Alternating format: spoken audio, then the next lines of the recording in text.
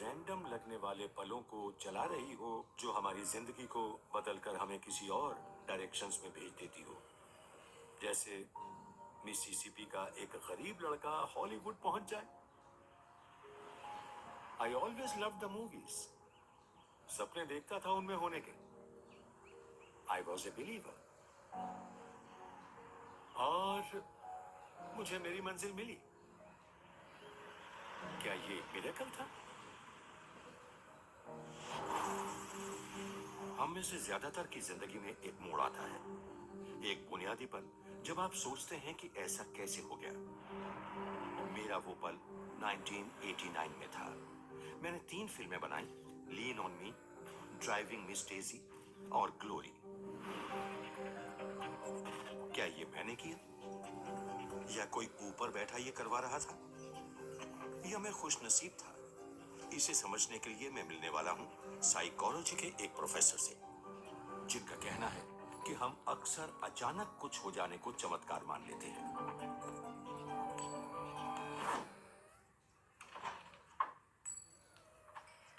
Danny Oppenheimer. Hi, nice to see you. How are you?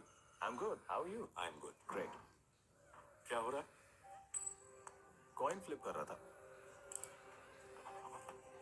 किस लिए? मैं heads लाना चाहता हूँ। हेड्स? हाँ, अगर आप इसे उछालते रहें तो एक बार तो हेड्स आएगा ही। रियली? टेल्स ही आते जा रहे हैं। वेल, अगर मैं कॉइन को 2 बार उछालता हूँ और दोनों बार हेड्स आता है तो क्या ये मिरेकल होगा? नो, लेकिन अगर 50 बार उछालने से 60 बार आ जाए तो मिरेकल होगा। या हाँ, आप इसे मिरेकल कह सकते हैं। बताइए, एक चीज को कितनी बार होना चाहिए कि आप इसे मिरेकल कह सकें? 10 लाख में 1 या 1 अरब में 1? मैं चुनूंगा अरब। ऑलराइट, 1 अरब में 1। चलिए कुछ ट्राई करते हैं। Alright, jack of diamonds, 6 of spades, Yeah. King of spades, 2 of hearts, 7 of diamonds and ace of spades. तो क्या इस सीक्वेंस को आप मिरेकल कहेंगे? नहीं, आई मीन ये तो आपने यूं ही गड्डी से रैंडम निकाल कर लगाए। वेल, आपने सही कहा, लेकिन मैं कहूँ कि जैक के बाद 6 ऑफ स्पेड्स और बाकी सारे कार्ड्स आना ये बहुत ही रेयर होता है, और ये आता है 14 अरब में से बस एक बार। तो 1 इन अ बिलियन स्टैंडर्ड के हिसाब से ये तो मिराकुलस हुआ। तो आप कह रहे हैं कि ये मिरेकल हुआ है? वेल, नहीं, जैसा आपने कहा कि ये रैंडम सेट ऑफ कार्ड्स है। अगर ये होते आपके first 6 digits of security number, या फिर आपके last 6 digits of security number, या फिर आपके फोन के 6 डिजिट्स, सच कहूँ तो ये कई बार मिराकुलस नहीं होता, बल्कि ये प्रोबेबिलिटी की ट्रिक्स होती हैं। ऑलराइट, तो इसमें डिवाइन जैसा क्या है? क्योंकि कई लोग सोचते हैं कि इस तरह की चीजों में ऊपर वाले का ही दखल होता है। आप यही कहना चाहते हैं ना? बिल्कुल सही। मैं डिवाइन की पॉसिबिलिटी को बिल्कुल रूल आउट नहीं कर रहा हूँ। प्रोबेबिलिटी बहुत सारी चीजें प्रिडिक्ट करती है, इसका मतलब ये बिल्कुल नहीं है कि डिवाइन इंटरवेंशन नहीं है। बट वो मिराकुलस चीजें इतनी रेयर हैं कि आपको लगता है कि ऐसा मेरे साथ हो ही नहीं सकता, पर वो होता है और उसे होना ही होगा। ऐसा ना होना ऑड है, क्योंकि दुनिया में 6 अरब से ज्यादा लोग हैं और बहुत सारी अपॉर्चुनिटीज हैं इन अनयूजुअल चीजों के होने की, जिन्हें हम चाहते हैं कि हो जाए, चाहे एक ही सही। अगर हमारे चारों तरफ हो रही चीजों में ह्यूमन नेचर के हिसाब से बात का बतंगड़ भी बनाया जाता हो, तो भी इसका ये मतलब नहीं कि कोई डिवाइन ताकत है ही नहीं। असल में जब मैं रोम में था, तब मैंने जाना था कि बीते जमाने में मौका और ईश्वर दोनों का एक जगह मेल होता था। एंशियंट रोमन्स की चमत्कार पर एक अलग सोच थी। क्रिश्चियंस बनने से पहले रोमन्स के कई गॉड्स थे। वो मानते थे कि गॉड्स उनकी किस्मत का फैसला करते थे, और जो भी होता था उसे वही तय करते थे। आर्कियोलॉजिस्ट वेलेरी ईगन ने मुझे बताया कि खेलों के नतीजे का फैसला गॉड्स करते थे। देखा, म्यूचुअल फंड रिस्की है। हाँ, लेकिन जैसे तू अपनी कैपेसिटी के हिसाब से वर्कआउट करता है, वैसे ही रिस्क प्रोफाइलर मुझे नतीजों का फैसला भी गॉड्स करते थे। तो हम यहाँ सर्कस मैक्सिमस में हैं। ये रोम का सबसे बड़ा सर्कस था, इनफैक्ट रोमन एम्पायर में। और इस जगह पर वो चैरिट रेसिंग करते थे। हम क्या सच में खड़े हैं उस ट्रैक पर? हाँ, स्टार्टिंग गेट्स वहाँ पर थे। वो यहाँ से रेस लगाते हुए दूसरे कोने तक जाते थे और फिर वहाँ से मुड़कर वापस उस कोने तक चले जाते थे और ऐसा वो 7 बार करते थे। यहाँ करीबन 2.5 लाख लोग आ सकते थे। गहमा गहमी। हाँ बिल्कुल, ये ऐसी जगह थी which was full of life and full of action। तो ये काफी कुछ आजकल हो रही हॉर्स रेसिंग जैसा होता होगा, जैसे दाव और बाजियां लगती होंगी और बेशक हाँ, काफी बेटिंग और गैम्बलिंग होती थी। जुए, खासकर डाइस गेम्स को ठीक नहीं माना जाता था। वो गॉड की इच्छा पर दाव खेलना होता था। लेकिन बड़े पैमाने पर लगती बाजियों ने किस्मत को लेकर रोम वालों के सोचने का तरीका बदल दिया और चमत्कारों में यकीन का रास्ता खोल दिया।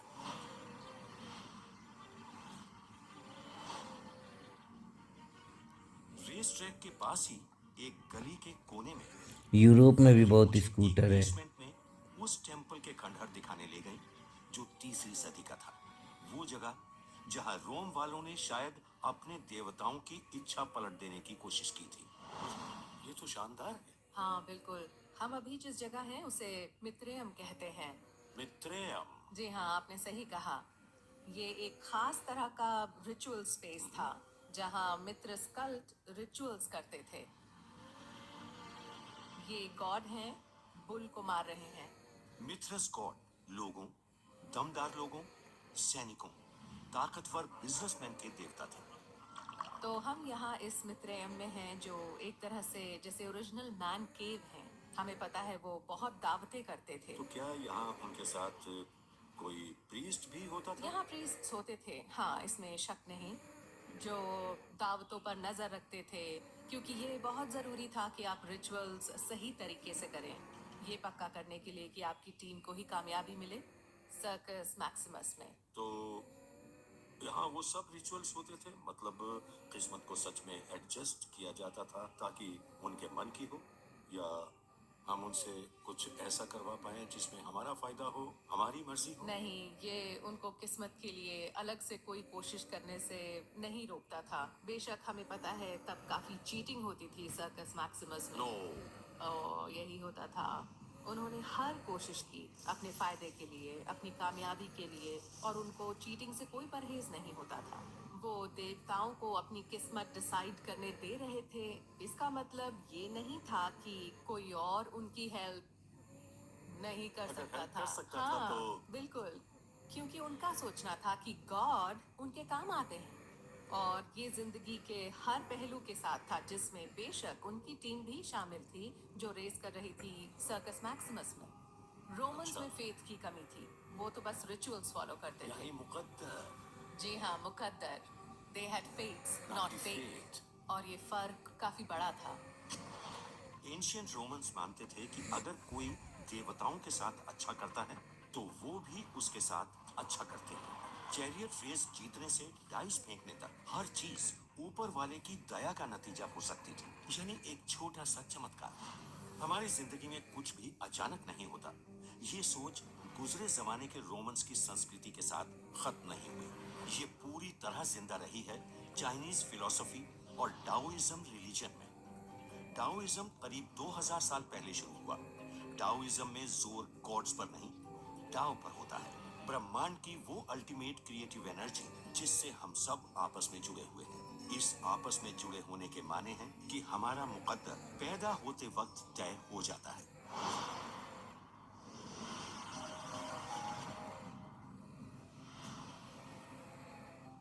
तो क्या डाओइस्ट्स मानते हैं कि चमत्कार हो सकते हैं?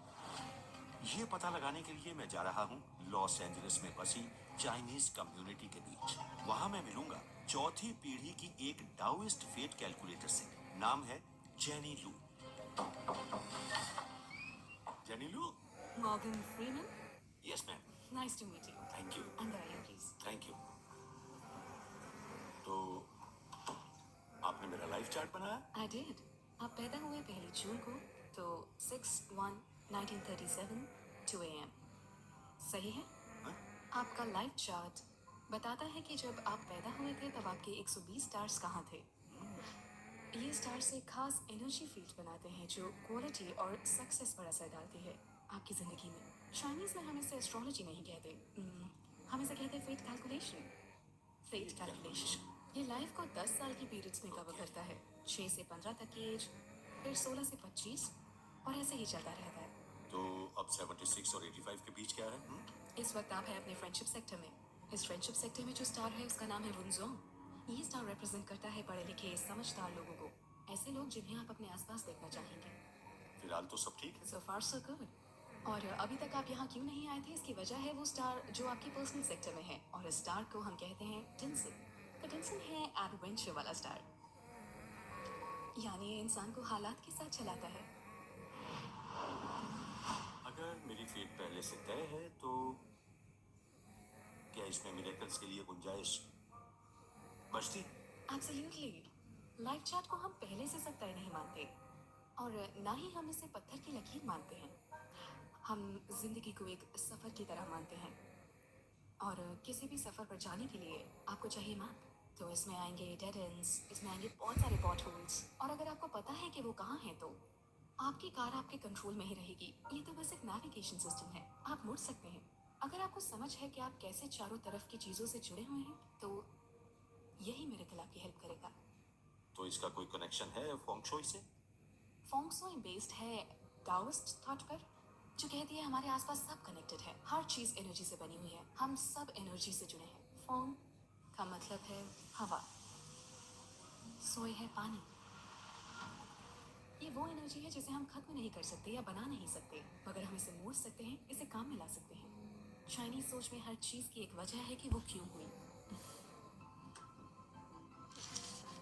Thank you. Thank you.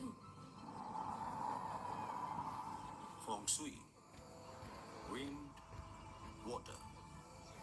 परिंदे उड़ते नहीं, उस पर सवार होते हैं। मछलियां तैरती नहीं हैं, वो बहती हैं। हमारे साथ होने वाली हर चीज उन सब चीजों का नतीजा है जिनसे हम जुड़े हैं। हम जिसे ऊपर वाले की दया कहते हैं, वो तो बस कनेक्शंस हैं जिनका हमें पता नहीं। मन में ये सवाल उठता है कि क्या हमें अपनी जिंदगियों को कंट्रोल करने में दिमाग खपाने की बजाय जिंदगी की लहर पर सवारी करना नहीं सीखना चाहिए? हमारी जिंदगी ऐसे मोड़ों और घुमावों से भरी होती है जिनकी कोई उम्मीद नहीं होती। कुछ लोग मानते हैं चीजों के अचानक घटने से परे कुछ नहीं है। दूसरे कहते हैं हमें ईश्वर की मर्जी या ब्रह्मांड की ऊर्जा चलाती है। ये दोनों नजरिए जिंदगी और मौत के बीच फर्क कर सकते हैं, क्योंकि इंसानी दिमाग में वो छुपी ताकत हो सकती है कि चमत्कार पैदा कर दे। नमस्ते। आदिवासी जीवा संजीवनी हर्बल हेयर ऑयल से हम बात कर रहे हैं। ये जो तेल है खास बालों पैदा कर दे।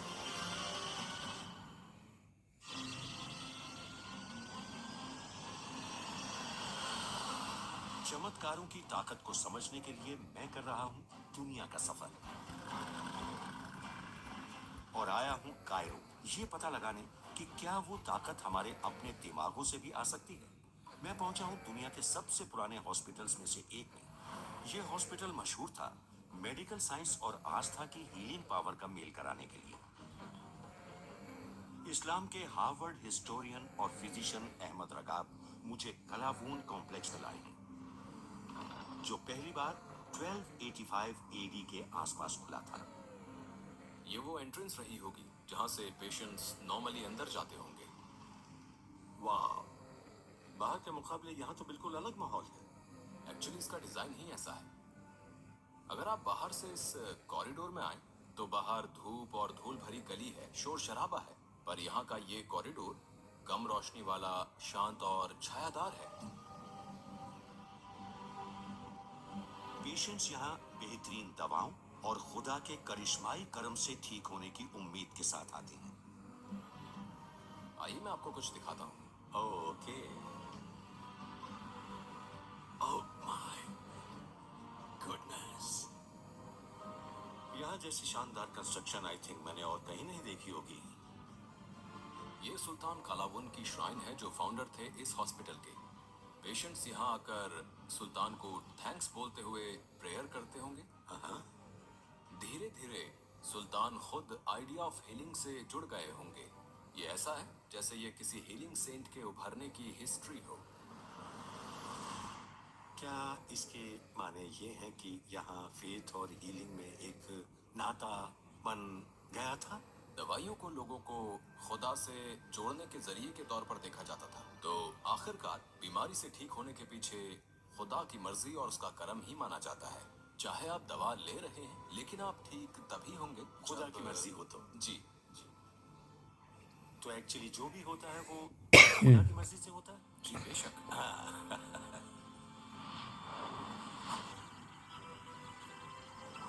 सदियों पहले मुस्लिम्स मानते थे कि खुदा में भरोसा और दवा दोनों मिलकर बीमारी ठीक करते हैं। लेकिन क्या आज ईश्वर की मर्जी में यकीन सच में हमारी बीमारी दूर करने में दवा का काम करता है?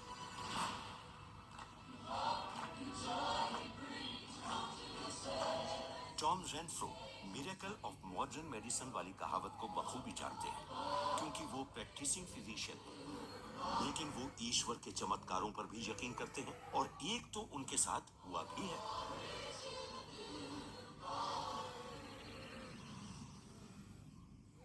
अठारह साल पहले की बात है, जब मैं यहाँ खड़ा गॉड को थैंक्स कर रहा था मुझे ठीक करने के लिए। और उस वक्त मैंने आपसे कहा था कि आपके सामने एक ट्रू मिरेकल है, अ मिरेकल ऑफ गॉड। चमत्कार की कहानियों की खोज ही इंडियाना यूनिवर्सिटी की स्कॉलर कैंडी कॉन्टर ब्राउन को नॉर्दर्न वर्जीनिया में टॉम से मिलने लाई है। वो स्टडी कर रही हैं कि क्या आस्था और प्रार्थना इलाज के नतीजों को सच में बेहतर कर सकते हैं। मैं आपसे ये पूछने के लिए इंटरेस्टेड हूँ कि क्या होता है जब लोग हीलिंग के लिए प्रे करते हैं। कैंडी, 1996 में पतझड़ के मौसम में मुझे अपनी गर्दन के पीछे एक गांठ दिखाई दी थी। कुछ दिनों बाद मुझे अपने हाथ के नीचे और गांठें दिखाई दी। मैंने डॉक्टर को दिखाया और मेरे हाथ के नीचे के हिस्से की बायोप्सी से पता चला कि मेरे अंदर अजीब तरह का लिम्फोमा था, जिसे कहते हैं मैंटल सेल लिम्फोमा। प्रोग्नोसिस बहुत पुअर थी। मुझे बताया गया कि अब कुछ ही महीने बचे हैं जिंदगी के, और बेसिकली कहा गया कि जितना वक्त बचा है एंजॉय कर लो उसे। और मकसद अब मुझे किसी तरह क्रिसमस तक जिंदा रखना रह गया था। एक फिजिशियन होने के नाते मैं जानता था कि सबूत वही दिखा रहा था। मैं मल्टी ऑर्गन फेलियर झेल रहा था। मुझे वो बीमारी थी जिसका कोई मेडिकल क्योर नहीं था, जो बीमारी को दूर कर देता। निराश और हताश करने की बजाय लॉर्ड हमें याद दिलाना चाहते हैं कि मैं तुम्हें यहाँ तक लेकर आया हूँ, मैं तुम्हारा हाथ कभी भी नहीं छोड़ूंगा। आपका मेडिकल ट्रीटमेंट चला? नहीं, मैंने कोई इलाज नहीं करवाया। उस वक्त तो बिल्कुल नहीं। ट्यूमर्स बढ़ते जा रहे थे, और जैसे जैसे वो बढ़ रहे थे, लोग और मन से मेरे लिए प्रे करने लगे थे। मेरे पास्टर ने एक वीकेंड प्रेयर ऑर्गेनाइज की, जिसमें लोगों ने प्रे किया, शायद पूरी रात। वाकई वो भी क्या वक्त था। उस वक्त तक मेरी गर्दन के ट्यूमर्स एक एप्पल जितने बड़े हो गए थे। मेरे हाथ अकड़ गए। हाथों के नीचे जबरदस्त टेंडनोपैथी की वजह से मेरा पेट फूल गया था। यूं समझिए मैं मर रहा था। तब लॉर्ड ने मुझसे बात की और कहा अब हॉस्पिटल जाने का वक्त आ गया है। कीमोथेरेपी तो बस मेंटल सेल लिम्फोमा की प्रोग्रेस को धीमा करती है, ये इलाज नहीं है। तो उन्होंने इन्फ्यूजन शुरू किया, जो कि उस पत्थर जैसा महसूस हुआ जो डेविड ने गोलायत पर फेंका था। इन्फ्यूजन पूरा होता उससे पहले ही कुछ ऐसा हुआ जिसने मुझे अंदर से फिजिकली पूरी तरह चेंज कर दिया। ट्यूमर्स नर्व बॉल यानी स्पॉन्ज जैसे हो गए, एकदम सॉफ्ट, और देखते देखते गायब होने लगे। और वो जबरदस्त टेंडनोपैथी अगले 24 से 48 घंटों के बीच गायब हो गई। It was gone. क्या कभी आपको ऐसा लगा कि कीमोथेरेपी ने इतना अच्छा असर दिखाया जितनी डॉक्टर्स को भी उम्मीद नहीं थी? कीमोथेरेपी ठीक करने के लिए डिजाइन नहीं की गई है। किसी को उम्मीद नहीं होती ट्यूमर्स के इतनी ज्यादा तेजी से गायब होने या पिघलने की। मेरी तो कई दफा मौत हो गई होती इस बीमारी के दौरान, पल्मोनरी एम्बोलिज्म से, निमोनिया से, रेनल फेलियर से। लेकिन मुझे उस पर भरोसा था। मेरे पास लोग आए जिन्होंने अपने वर्ड्स से मुझे हिम्मत दी। और मेरा मानना है कि उसके जरिए गॉड ने दया की और मेरी बीमारी दूर की। देख लीजिए, आज 18 साल बाद मैं आपसे बात कर रहा हूँ। मेरी नज़र में ये मिरेकल ही है। ये मिरेकल है कि मैं यहाँ बैठा हूँ। क्या वजह थी कि टॉम रेनफ्रो की जान बच गई, जबकि ठीक होने की दुआ तो बहुत मांगते हैं, पर सारे बच नहीं पाते। टॉम मानते हैं कि उनकी और उनके आसपास के लोगों की आस्था की ताकत ने नामुमकिन को मुमकिन करने में कीमोथेरेपी की मदद की। मेरा ख्याल है कि ज्यादातर मिरेकल्स तो स्टार्ट होते हैं ठीक यहाँ, right here in the mind. हम प्रेयर करते हुए अपनी आंख बंद करते हैं, है ना? और ऐसा इसलिए क्योंकि मकसद तो दिमाग को एक जगह जमाना है, रोजमर्रा की उलझनों से खुद को दूर ले जाने को, अपने मन को उसे पाने में लगाने के लिए जो शुरू में हमें शायद नामुमकिन लगे।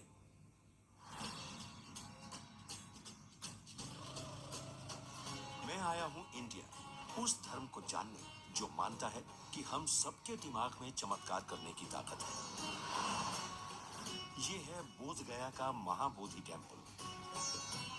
बौद्ध परंपरा के मुताबिक 2500 साल पहले सिद्धार्थ गौतम नाम के एक इंसान ने ये जाना था कि इंसानी दिमाग में जबरदस्त ताकत है जिसे इस्तेमाल ही नहीं किया गया है। ऐसा करते हुए उन्होंने एक बिल्कुल ही नए धर्म, बौद्ध धर्म की बुनियाद डाली और मान्यता के अनुसार ये उन्होंने इसी पेड़ के नीचे किया।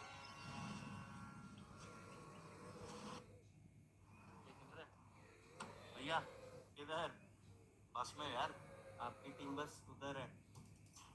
जब इंडियन T20 लीग आता है ना,